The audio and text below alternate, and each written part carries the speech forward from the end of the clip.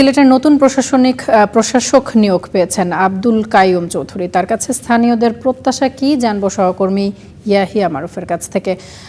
মারুফ, সিলেট মহানগরের বাসিন্দাদের প্রতিক্রিয়া সম্পর্কে জানতে চাই এবং তাদের প্রত্যাশাও জানতে চাই। তামান্না, গত 2024 সালের 5 আগস্ট রাজনৈতিক পট পরিবর্তনের পর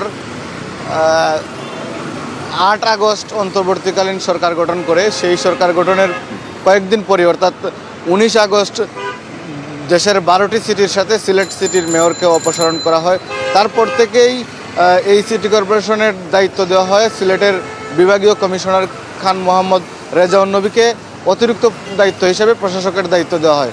তিনি দায়িত্ব পালন করছিলেন, কিন্তু জনপ্রতিনিধি যে শূন্যতা, সেই শূন্যতায় এক ধরনের স্থবিরতা দেখা দেয় নগর সেবায়, নাগরিকদের সেবায়। সেই ভোগান্তির সৃষ্টি হয়। সেই ভোগান্তি এতদিন পর্যন্ত চলছিল, দূর হচ্ছিল না। আধুনিকতায় পরিবেশ বান্ধব গ্রেট ওয়াল সেরামিক। গতকাল ঢাকার সহ দেশের প্রায় সবগুলো সিটি কর্পোরেশনেই প্রশাসক নিয়োগ দিয়েছে সরকার। আমরা নিয়োগ দেওয়ার পরপরই সিটি কর্পোরেশনের নগরবাসীর সাথে কথা বলেছি। তারা আমাদেরকে যেটি জানিয়েছেন যে সিলেট শহরের যে সবচেয়ে বড় যে সমস্যা, জলাবদ্ধতা এবং সামান্য বৃষ্টিতেই নগর পানিতে তলিয়ে যাওয়ার যে পরিস্থিতি তৈরি হয়, সেই পরিস্থিতি থেকে নগরবাসী মুক্তি চান এবং সেই পরিস্থিতি থেকে উত্তরণের জন্য যেন কার্যকর পদক্ষেপ নেওয়া হয়।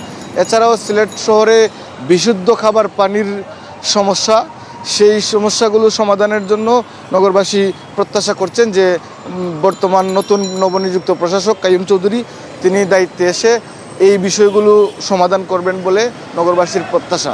এছাড়া আমরা কাইয়ুম চৌধুরীর সাথেও কথা বলেছি।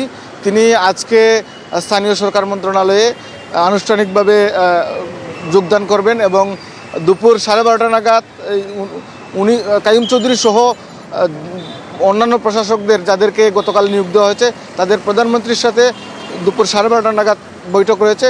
সেই বৈঠক শেষে আজকে বিকালে অথবা আগামীকাল সিলেটে ফিরবেন। সিলেটে ফিরে নগরবাসীর অর্থাৎ সিটি কর্পোরেশনের দায়িত্ব আনুষ্ঠানিকভাবে গ্রহণ করবেন। তার মানে এই ছিল আমার কাছে সিলেট থেকে সবশেষ। ইয়াহিয়া, অসংখ্য ধন্যবাদ আপনাকে আমাদের সঙ্গে যুক্ত হওয়ার জন্য।